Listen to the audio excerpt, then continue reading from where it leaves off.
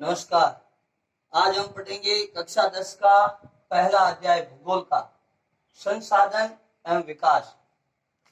संसाधन से तात्पर्य है हमारे पर्यावरण में उपलब्ध प्रत्येक वस्तु जो हमारी आवश्यकताओं को पूर्ण करे, जिसको बनाने में प्रौद्योगिकी आर्थिक रूप से संभाव्य एवं सांस्कृतिक रूप से मान्य हो, ऐसी कोई भी पर्यावरण में प्रकृति में जो वस्तु है वह एक संसाधन है।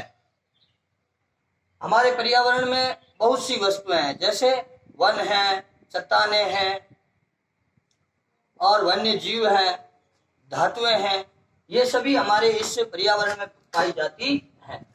अब उन वस्तुओं को प्रौद्योगिकी का तात्पर्य है कि तकनीक के द्वारा उसमें इस प्रकार तकनीक से है उस वस्तु को लेना और उसमें सुधार करके और मानव के लिए उपयोगी बनाना, ऐसी तकनीक लगाना, उसको प्रौद्योगिकी कहते हैं। अब आर्थिक रूप से संभाव्य से तात्पर्य है कि वह वस्तु जो उपलब्ध है इस पर्यावरण में वह कितना धन दे रही है, आर्थिक रूप से कितनी संपन्न है, वो क्या मदद करेगी। जैसे कोई खनिज है और वह खनिज उसमें उतनी मात्रा में उपलब्ध है जिससे उसको प्राप्त करेंगे तो हमको 1 लाख रुपए तक का लाभ होगा।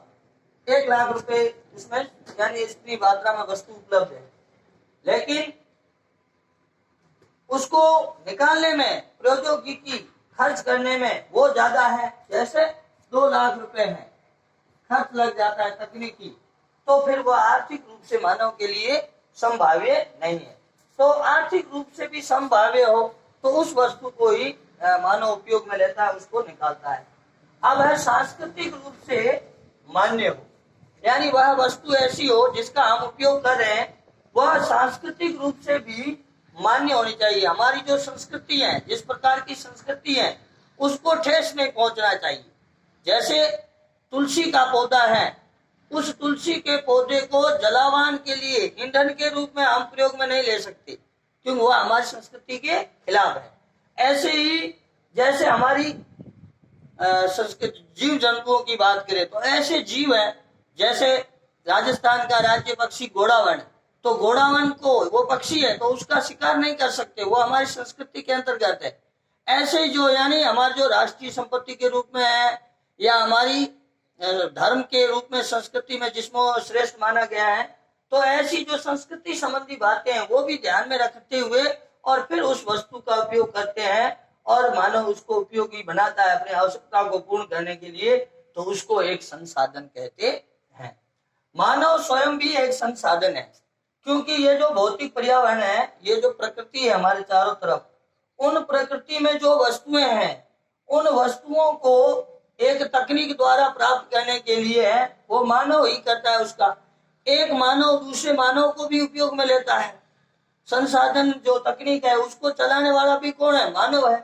इसलिए मानव स्वयं भी एक संसाधन है और मानव ही इस भौतिक पर्यावरण और इस तकनीक और इन संस्थाओं को चलाने वाला वास्तविक मानव ही है। इसलिए इस मानव को भी एक संसाधन मानेंगे। अब संसाधन है वह किस प्रकार से होते हैं? तो संसाधन एक तो हमारे पर्यावरण में होते हैं, चारों तरफ हमारे जो भी उपलब्ध है उसको प्राकृतिक कहते हैं, और प्राकृतिक और दूसरा होता है मानवीय। प्राकृतिक के अंतर्गत नवीकरण योग्य जो ऐसी वस्तुएं हैं, ऐसे पदार्थ हैं जो इस पर्यावरण में हमको प्राप्त होते हैं और उसका हम दोबारा पुनः उसका नवीकरण कर सकते हैं, उसको उपयोग ले सकते हैं बार बार। एक होता है अनवीकरणीय योग्य, यानी जिनका हम दोबारा से उसको बना नहीं सकते, बहुत जल्दी बना नहीं सकते हैं, उसको बनने में बहुत ज्यादा समय लगेगा। तो वो सब जो पदार्थ या जो भी वस्तु है या जो भी वनस्पति है या सजीव जीव है वो सब अनवीकरणीय योग्य में आएगा। इससे जैसे नवीकरणीय को भी 2 भागों में बांटते हैं। एक होता है सतत और प्रवाह, यानी एक ऐसा होता है साधन जो हमेशा बना रहेगा, सतत लगातार चलता रहेगा, सतत रहेगा, और प्रवाह यानी लगातार, और प्रवाह का मतलब आगे भी मिलता रहेगा। जैसे इस पर्यावरण के अंतर्गत हमारी ये हवा है, पवन है, तो पवन ऊर्जा हमारे इस वायुमंडल में रहेगी जब तक ये वायुमंडल रहेगा, तो इसलिए यह प्रवाह है। सूर्य का प्रकाश जैसे इसका सौर ऊर्जा के रूप में उपयोग करते हैं। तो ये नवीनीकरण योग्य में भी कौन से में आएगा? सतत एवं प्रवाह के संसाधन में आएगा। ऐसे ही जैव संसाधन, जैविक मानेंगे तो उसमें जैविक में वन आता है, वन पेड़ पौधे वो सब सजीव है, और वन और वन्य जीव ये इसके अंतर्गत आता है। अनवीकरणीय योग्य, अनवीकरणीय योग्य में जो भी धातुएं हैं उनको पुनः चक्रीय में लिए जा सकता है, क्योंकि धातुएं बनाने में तो बहुत समय लगेगा, इसलिए वो लाखों वर्ष लग जाएंगे, इसलिए अनवीकरणीय योग्य।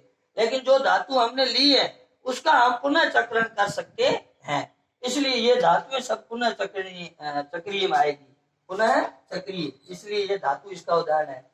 अचक्रीय जैसे जीवाश्म जो भी ईंधन है, जीवाश्म पदार्थ है जैसे ईंधन है, तो वो सब जो अचक्रीय में आते हैं, जैसे पेट्रोलियम पदार्थ हो गया, कोयला हो गया, ये सभी जो पदार्थ हमें प्रकृति से प्राप्त होते हैं, संसाधन प्राप्त होते हैं, वह सब है वो अनवीकरणीय के अंदर आएंगे। और ये अचक्रीय भी है, यानी इसको हम बहुत जल्दी बना सके ऐसा नहीं, ये प्रकृति पर निर्भर है, और प्रकृति कई हजार वर्ष ऐसी क्रिया करती और फिर इसको बनाती है। इस प्रकार से मानव क्या करेगा? इन सब संसाधनों को प्राप्त करने के लिए संस्थाएं खोलेगा, इस प्रकार के प्रौद्योगिकी को विकसित करेगा, और उसमें नए नए गुण भी विकसित करेगा। वो कितनी मात्रा में और कितनी उसमें गुणवत्ता है, उस गुणवत्ता को भी वो विकसित करेगा, तब वह एक संसाधन बन पाएगा, अन्यथा वह संसाधन नहीं रहेगा। आज हम इतना ही पढ़ेंगे, अगले जो वीडियो में पढ़ेंगे कि संसाधन कितने प्रकार से हम उसको बांट सकते हैं, संसाधनों का उपयोग के आधार पर किस प्रकार से उसको बांट सकते हैं। आगे बढ़ेंगे।